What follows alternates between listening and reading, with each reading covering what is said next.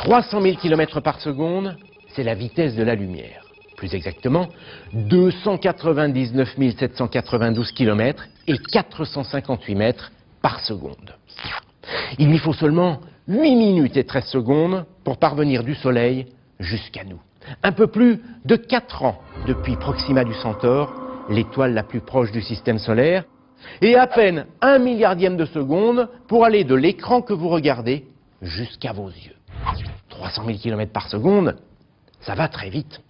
Tellement vite que durant des milliers d'années, les hommes ont cru que la lumière était instantanée. Comment vous dire? Pour eux, elle ne se déplaçait pas. Il y en avait ou il n'y en avait pas.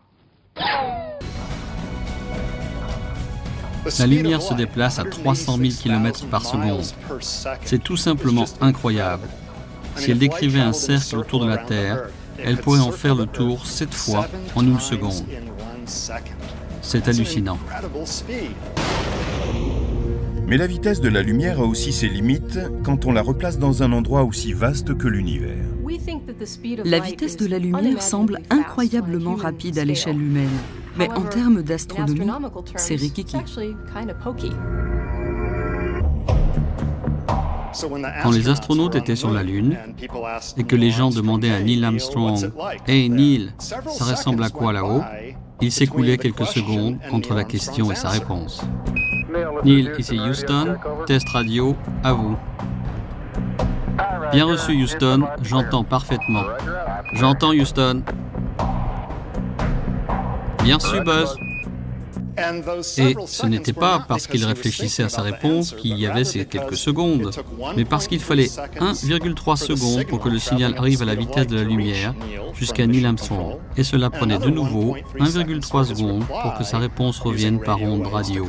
Cela faisait 2 secondes 6 au total, sans même prendre le temps de réfléchir. Ces 1,3 secondes qu'il faut à la lumière pour aller de la Terre à la Lune ne sont rien à côté de la durée nécessaire pour atteindre d'autres corps célestes. Pour aller du Soleil à la Terre, par exemple, la lumière prend plus de 8 minutes. Si le Soleil devait disparaître à l'instant même, s'il s'évanouissait soudain, il faudrait 8 minutes avant que nous en ressentions l'onde de choc et que nous en voyions les effets. L'étoile la plus proche est une naine rouge appelée Proxima du Centaure, qui se trouve à près de 40 millions de kilomètres. 40 plus 12 zéros. On me pose souvent la question suivante. En tant qu'astronome, comment appréhendez-vous ces énormes distances, ces nombres immenses? Et je réponds que je n'y arrive pas. Le cerveau humain est impuissant à envisager des chiffres de cette grandeur. J'ai essayé d'écrire le nombre de zéros qu'il faut pour écrire la distance en kilomètres de la Terre à la première galaxie pour voir à quel point ce chiffre était long. En tant qu'astronome, nous devrions passer toute la journée à écrire des zéros si nous n'avions pas fixé une unité plus pratique, l'année-lumière.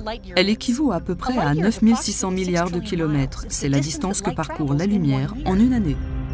Utiliser l'expression année-lumière pour marquer des distances ouvre une autre perspective sur la vitesse de la lumière. Sirius, l'étoile la plus lumineuse, est à 8,6 années-lumière de la Terre. Ce qui veut dire que nous ne la voyons pas telle qu'elle est aujourd'hui, mais comme elle était il y a 8,6 ans.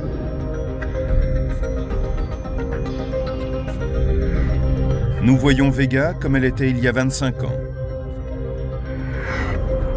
Et la supergéante Beltégeuse telle qu'elle était il y a 5 siècles. C'est un merveilleux cadeau de la nature. Comme l'information prend du temps à nous parvenir, nous pouvons voir en arrière dans le temps. Plus nous regardons loin, plus nous remontons loin dans le temps. Nous n'aurions aucune idée de notre passé cosmique si la lumière était instantanée.